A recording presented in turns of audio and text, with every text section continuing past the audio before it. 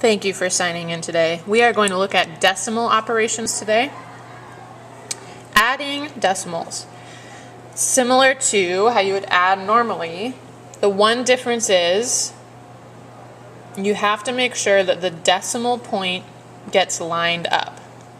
So if I had 3.71 plus 1.635, I have to make sure that decimal point lines up, and I can add a 0 if I need to. The decimal point in the answer will be also lined up. So then I have 0 plus 5 is 5, 1 plus 3 is 4, 7 plus 6 is 13, carry the 1, 1 plus 3 is 4, plus 1 is 5.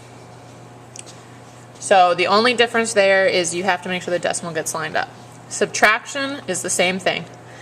If I have 4.721 and I'm subtracting 35.7, I have to make sure the decimals are lined up. They'll be lined up in the answer. I can add zeros if I need to. 1 minus 0 is 1. I'm sorry, let's say I'm going to do 54. 1 minus 0 is 1, 2 minus 0 is 2, 7 minus 7 is 0, 4 minus 5 I can't do, so I borrow, so that becomes 14, this becomes 4, 14 minus 5 is 9, 4 minus 3 is 1. So the important thing is to get the decimal points lined up. Multiplication. For multiplication, we don't have to line up the decimal points. So we could have something like this. We go one at a time, so we do 5 times 1 is 5, 5 times 3 is 15.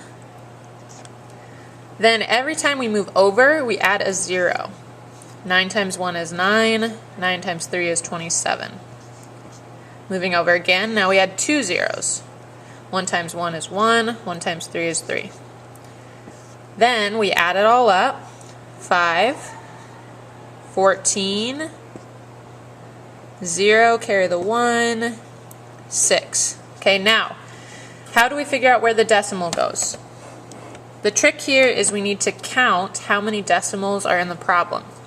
I'm sorry, how many numbers are behind the decimal in the problem. So here we have 1, 2, 3 that are behind the decimals. We need 1, 2, 3 behind the decimals in the answer.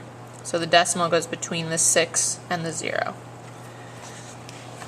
Last but not least is division. If I had something like 45.2 divided by 1.3, a decimal here is okay.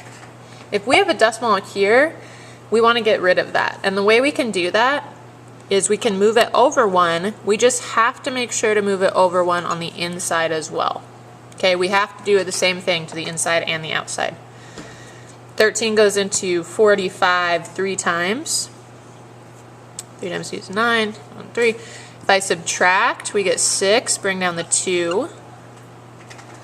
13 goes into 62 5 times. 5 times 3 is 15.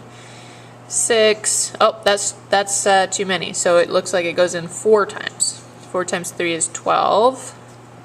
52, we get 10, and it goes on from there. We make sure the decimal point in the answer lines up.